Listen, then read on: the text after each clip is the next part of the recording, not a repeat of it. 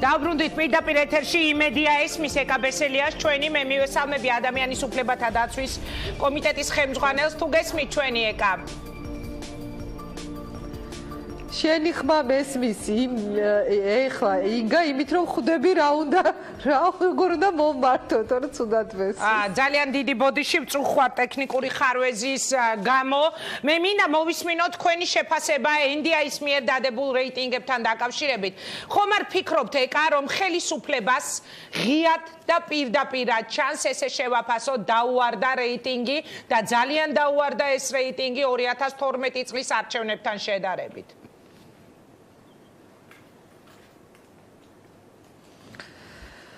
მე მგონი ხელი რეიტინგის ვარდნასთან დაკავშირებით კითხეთ თუ სწორად გავიგე ინგა კვლევებს გავეცანი და კვლევების სხვათა შორის ძალიან საინტერესოა რომ თავად კვლევის ავტორები დასაწყისშივე მიუთითებენ რომ ამ კვლევაში მიღებული კონკრეტული მაჩვენებლები და ციფრები იქნება სრულიად განსხვავებული არჩევნების შედეგებისგან. ანუ ეს არის ის წინასწარი დათქმა, რაც ნიშნავს იმას, რომ ჩვენ ყველა იმ ციფრს ახლა რომელიც თქვათ გამოდის თქვენთან ეკრანზე თუ ვკითხულობთ ამ კვლევაში უნდა შევხედოთ როგორც პირობითი მოცემულობა და ვერ დავეყრდნობით მას როგორც რეალობა. რატომ? იმიტომ რომ კვლევის ავტორები მიუთითებენ და ჩანს ამ კვლევაშიც, რომლის მიმართ ბუნებრივი არ არის მაღალი სანდოობა და ამაზე აღარ შევჩერდები, ახლა ბევრჯერ ითქვა. დაახლოებით 60%, 57%-ზე ცოტა მეტი არის ადამიანები, ანუ გამოკითხულთაგანი, ვინც არ ამბობს კონკრეტულად რომელ პოლიტიკურ პარტიას დაუჭერდა მხარს, ანუ გადაუწყვეტი. ანუ თქვენც 57%-ის იმედი გაქვთ როგორც სხვა პარტიებს. ვეჭობ რომ 57%-ში ნაკლებად იქნებიან ის ადამიანები, ვისაც გადაწყვეტილი აქვს უკვე რომ მისი არჩევანი სახელისუფლებო გუნდია. ხომ არ ფიქრობთ რომ ამ 57%-ში არც 1% არ არის ოცნების? არა, ასე არ ვფიქრობ და ეს იმიტომ მოვიტანე არგუმენტად, რომ ესე თქვათ ახლა ბჭობა რამდენი აქედან ხელისუფლების მომხრე და არ არის მომხრე, ეს ნიშნავს იმას, რომ უკვე არსებულ ციფრებზე დაყრდნობა არ შეიძლება ამის თქმა მინდა. ანუ თუ გამოკითხულთა 60% არ გეუბნება თავის პოზიციას, ახლა ჩვენ რამდენიც არ უნდა ვთქვათ ვიბარაუდოთ, ვისი ამომრჩეველია ეს ამომრჩეველი, ეს არ ცვლის იმ სურათს, რომ ამ კვლევებში გამოხატული ციფრები არ არის საბოლოო და რეალური შედეგი. ამის თქმა მინდა, ამიტომ ამას თავად კვლევის ავტორები თქვენც ნახეთ ალბათ დასაწყისშივე ამბობენ. ეს ერთი, მეორე, ის ვინც ამბობს და ასეთი არის ცოტა, ანუ გამოკითხულთა უმცირესობა იძლევა კითხვაზე პასუხს, მათთვის მართველი პოლიტიკური პარტია არის პირველ ადგილზე. მე ციფრებს ნაკლებად დავეყრდნობოდი და კიდევ ერთხელ ვამბობ, აღარ მჯერა ასეთი ციფრების და თავად კვლევის ავტორებიც კი ამბობენ, რომ ეს სრულიად სხვა რეალობის მომტანი იქნება არჩევნების ხისთვის, იმიტომ რომ 60% არის ის რაოდენობა, რომელიც ბუნებრივია გავლენას ახდენს არჩევნების შედეგზე და ის ვინ თქვათ რამდენი აქედან ხელისუფლების მომხრე ან მოწინააღმდეგე ხა ეს შეიძლება ვთქვათ ვარაუდებით გამოვხატოთ. მე მივაქცევდი ყურადღებას რამდენიმე მაჩვენებელს, კარგია რომ 70% დაახლოებით გამოკითხულთა თუ ამას დავეყრდნობით ამბობს რომ მიიღებს არჩევნებში მონაწილეობა საპარლამენტო არჩევნებში, ასევე დაახლოებით 60%-მდე ამბობს რომ 2012 წელს ვისაც დაუჭირა მხარი იმავე პოლიტიკურ პარტიას დაუჭერს და უმრავლესობას არ დაუჭერია ხელი მხარი სხვა პოლიტიკური ძალისთვის, ესეც ძალიან ნიშანდობლივია. დინამიკა არის დადებითი, აი გუშინწე რაც გამოქვეყნდა, ინგა იმ კვლევებშიც ჩანს რომ მარტის კვლევებთან შედარებული იყო ბოლო იყო მარტის კვლევა, ყველა პარამეტრი დადებითი დინამიკა. ეს შეიძლება ციფრებში მცირედ გამოხატულია, მაგრამ თავარია სწორედ ამ დინამიკის დანახვა, დადებითი ეს ტენდენციები თუ არა, არის დადებითი, ეს კარგია. ეკა, თუ შეიძლება ერთ კითხვას დაგისვამთ, იმედია რომ გაიგებთ ჩემ შეკითხვას. თქვენ ბრძანებთ რომ დადებითი ტენდენციებიაო.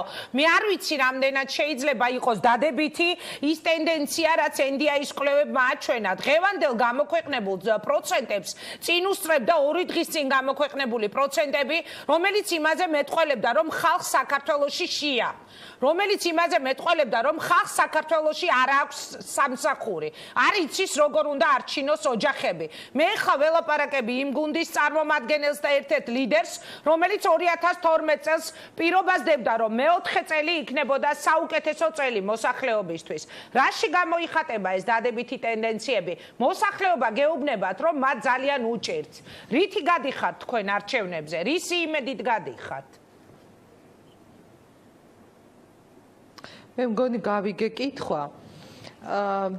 ეკონომიკური და სოციალური პრობლემები რო რჩება როგორც პირველი რიგის წუხილი ჩვენი მოსახლეობის. ამას ჩვენ ბუნებრივია გვგრძნობთ და შეუძლებელია რომ მართველ პოლიტიკური პარტია, რომელიც მოსახლეობასთან გადის შეხვედრებზე, ვერ გრძნობდეს რა გამოწვევები დარჩა.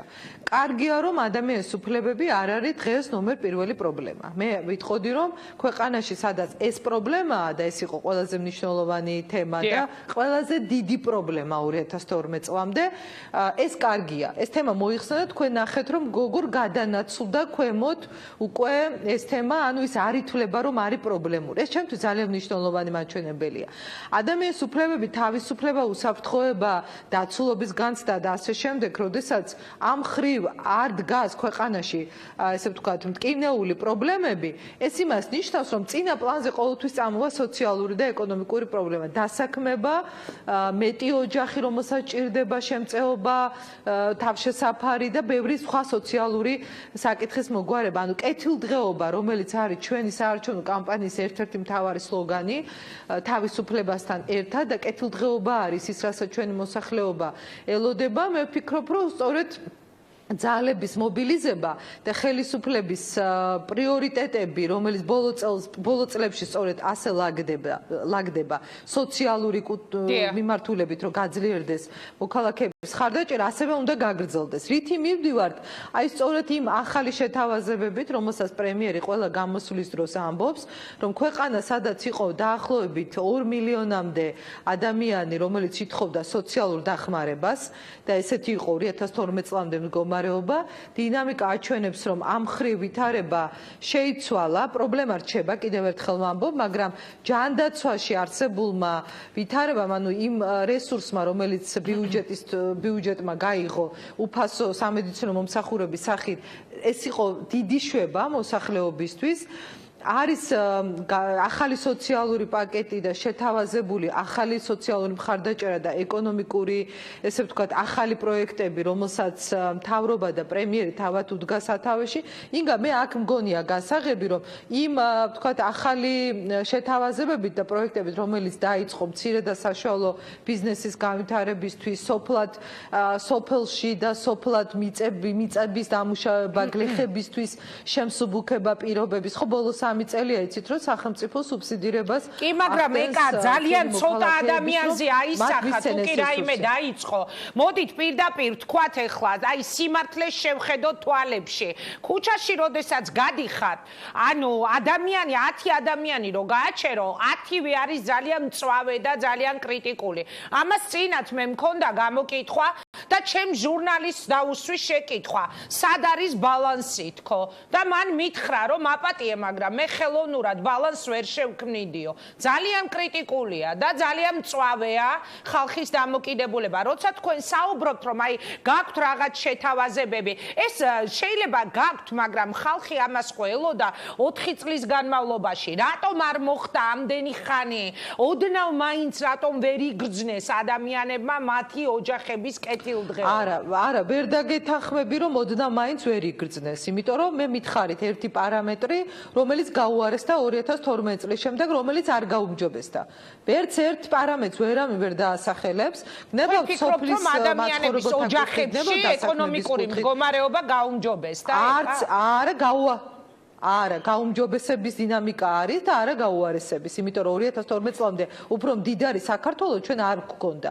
ქონდა უღარიბესი ქვეყანა, სადაც მხოლოდ ერთი პოლიტიკური გუნდი იყო მდიდარი და ეს იყო ხელისუფლებაში მყოფი მართველი ძალა. ასე რომ ქვეყანაში დაძლევა უმძიმესი სოციალური პრობლემის სრულად ეს არის წარმოუდგენელი.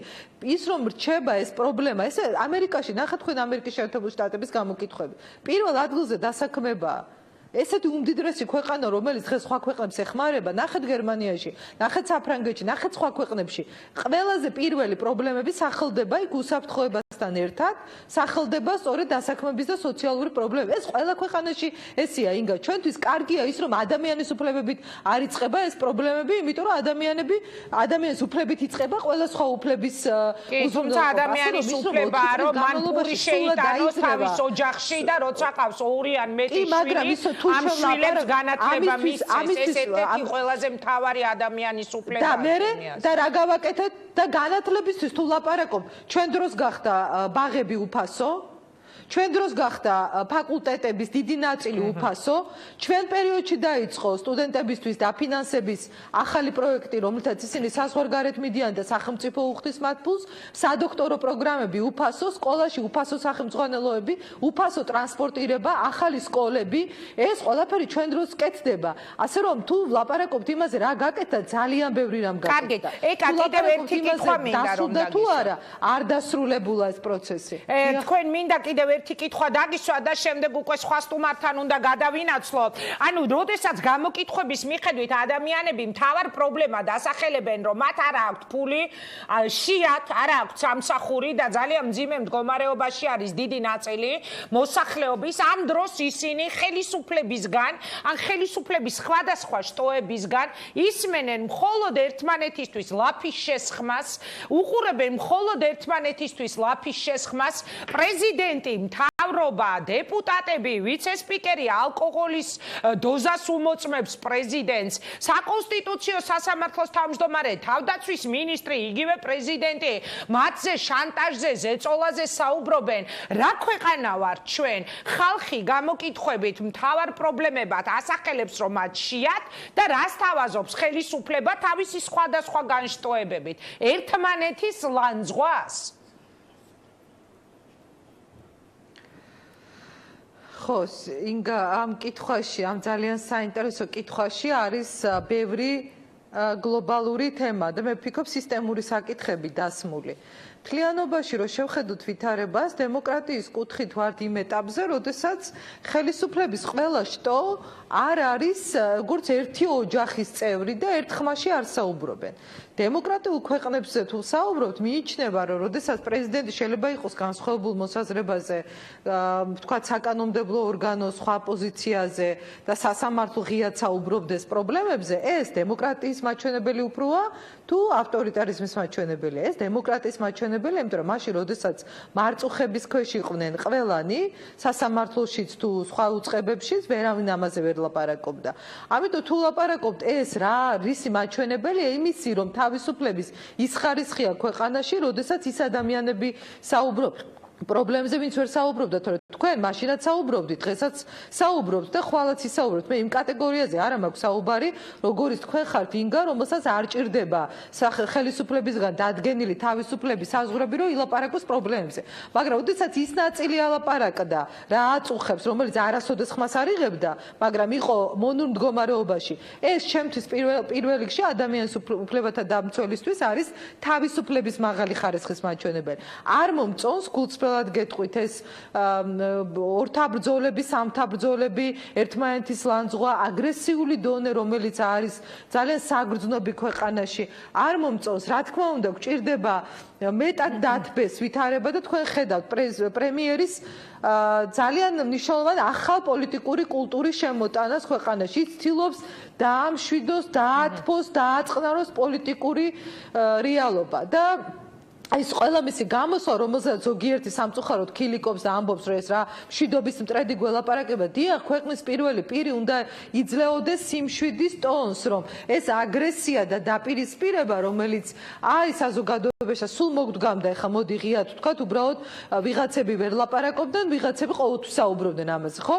ეს საგრძნობი არის, ეს არ არის კარგი, არის დამაზიანებელი ზოგადად ქვეყნის კეთილდღეობისთვის, ამიტომ პრემიერი ცდილობს ძალიან და მე მგონი მან შეძლო რომ დაგვანახა სწორედ ეს ახალი სტანდარტი, რომელთაც შესაძლებელია ოპონირება გავაგრძელოთ მშვიდად, ლანძღვის გარეშე, ვილაპარაკოთ პრობლემებზე ღიად, ვილაპარაკოთ იმაზე, რისი გადაწყვეტა შეგვიძლია და დღეს თავისუფლების ეს ხარისხი, რომელიც ქვეყანას აქვს და ყველაზე მნიშვნელოვანი ეს მგონია, მოაგვარებს სოციალურ პრობლემასაც, უპურობასაც, იმ მიუსაფარი ადამიანის პრობლემასაც, იმიტომ რომ ტენდენციებს ხო ხედავთ სახელმწიფო დანაბიჯებს გამს ადამიანის კეთილდღეობისთვის, ხო?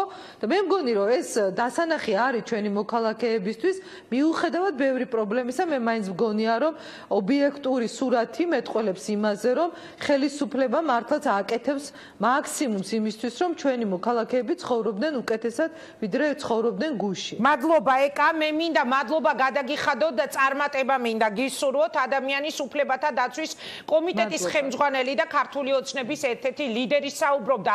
პირდაპირ ეთერში მე უკვე გადმოვდივარ სტუდიაში გუბა სანიკიძეს მივესალმები, ეროვნული ფორუმის ასევე ერთ-ერთი ლიდერი არის ჩვენთან. რა ტიპის ქვეყანაში აღმოჩნდით ჩვენ 4 წლის თავზე? ბატონო გუბას ვიდრე რეიტინგებთან დაკავშირებით დაგისვამთ კითხვას ეკა ასტრაზეც ვესაუბრებოდი, ის თემები მინდა რომ გავაგრძელოთ, ეს დემოკრატიის ნიშანია.